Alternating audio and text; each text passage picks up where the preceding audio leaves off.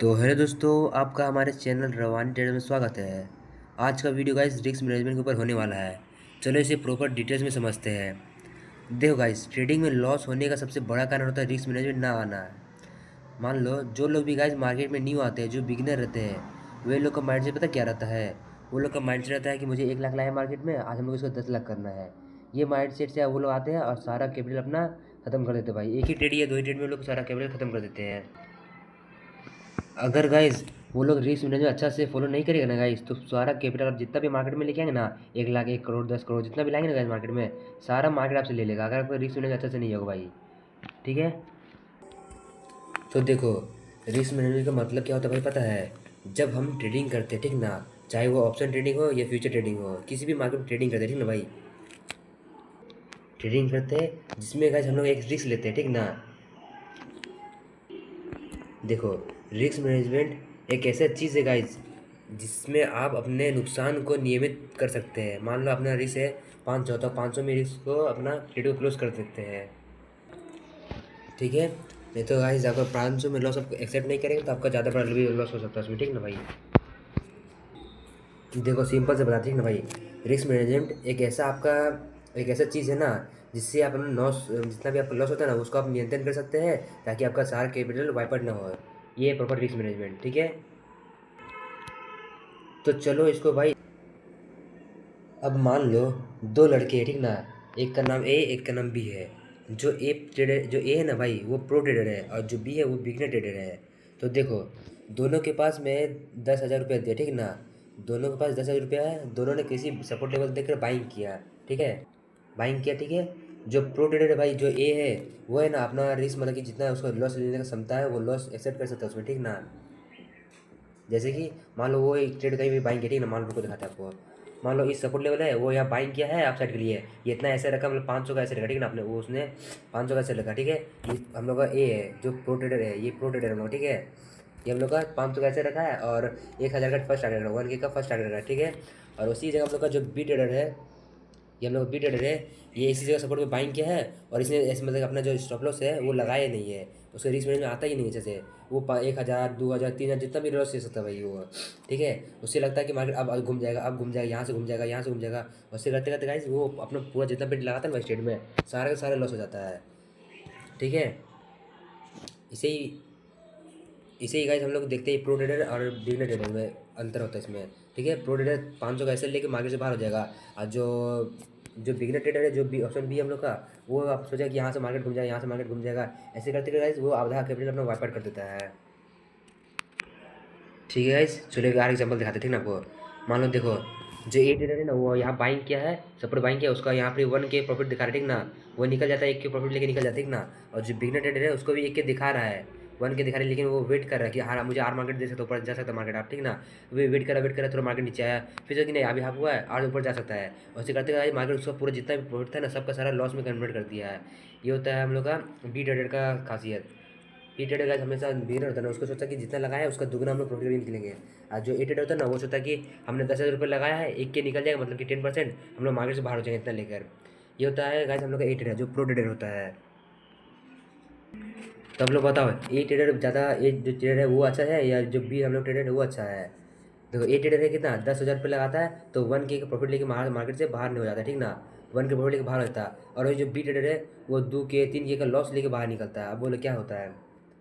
इसे होते हैं रिस्क मैनेजमेंट बोलते हैं भाई। जितना मेरा उतना लेके मार्केट से निकल जाओ। 1 = 2 का रिस्क रहेगा आपका, मतलब कि आपको 300 पॉइंट कैसे रहेगा, तो 600 या 700 पॉइंट का आपका फर्स्ट टारगेट रहेगा। इतना मार्केट मिल गया है तब लोग मार्केट से बाहर हो जाओ। और जो हम लोग बी ट्रेडर है ना, वो सबसे बड़ा गलती क्या करता है पता है आप लोग को।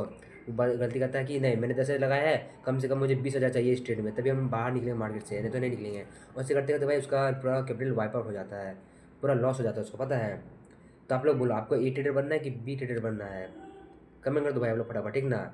अगर आप ए ट्रेडर बनना चाहते हैं तो आप लोग प्रो प्रो ट्रेडर बनेंगे, और बी चाहते हैं तो आप लोग वो लोग बिगिनर रहते हैं।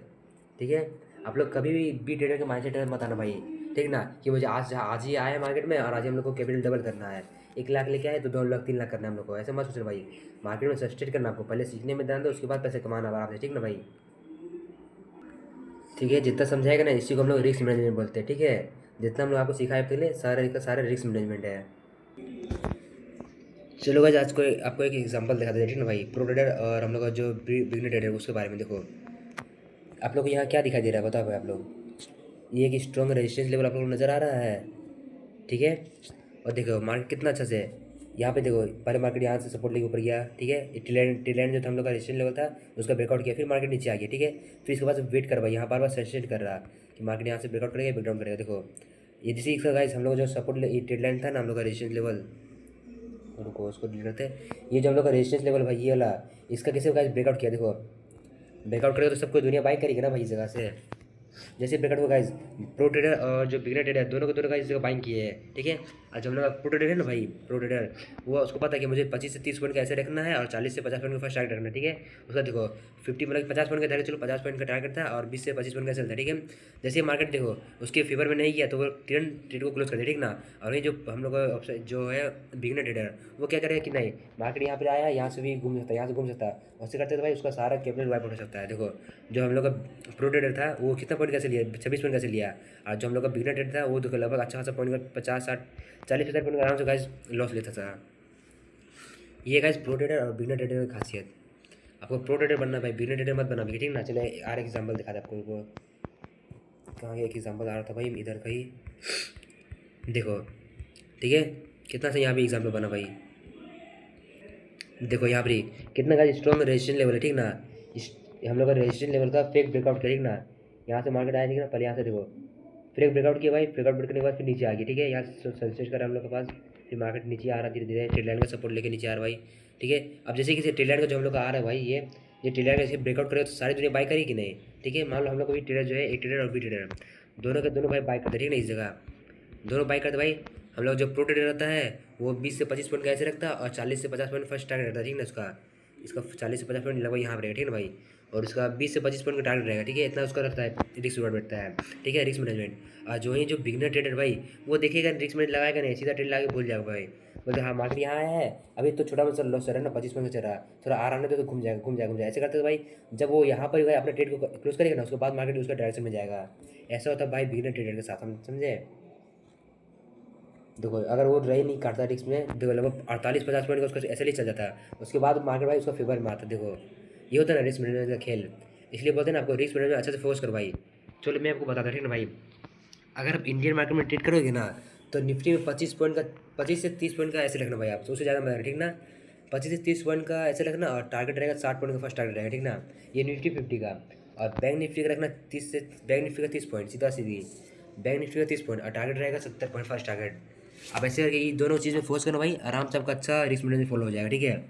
30 पॉइंट का ऐसे लो, 30 पॉइंट का ये ऐसे कट कर दो, उससे ज़्यादा लॉस मत लेना, ठीक ना भाई।